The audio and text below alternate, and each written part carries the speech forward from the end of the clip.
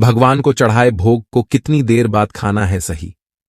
पूजा करने से कई तरह के नियम जुड़े हुए हैं। माना जाता है कि पूजा में चढ़ाए जाने वाले भोग का भी विशेष महत्व होता है। बहुत से लोग पूजा करते तो है, लेकिन पूजा में भगवान के समक्ष लगाए भोग को लेकर उलझन में रहते हैं कि भोग को खाएं या ना खाएं, और अगर खाएं तो किस तरह खाएं। आइए दोस्तों, जानते हैं भगवान को भोग लगाने से जुड़े नियमों के बारे में और भगवान को लगाए गए भोग को खाने के सही समय के बारे में। पूजा करने के बाद भगवान को भोग लगाना चाहिए और इस भोग को करीब 2 से 4 मिनट तक मंदिर में ही रखें। मंदिर में पर्दा लगाकर रखें और इस पर्दे से भोग को ढक दें। अब 5 मिनट बाद इस भोग को प्रसाद स्वरूप सभी को वितरित करने के लिए निकाल लें।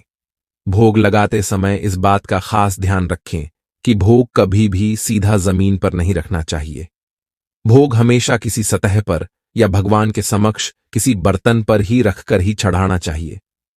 जब भी आप भोग लगाएं तो इस बात का ध्यान रखें कि भोग के साथ पानी भी मंदिर में रखें। इस तरह भगवान के समक्ष मंत्रों का उच्चारण करके भोग लगाना शुभ होता है।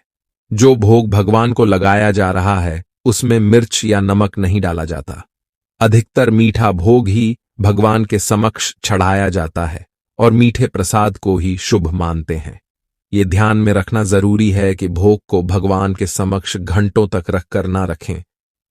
भगवान के समक्ष रखा भोग कुछ देर बाद ही हटा लेना चाहिए।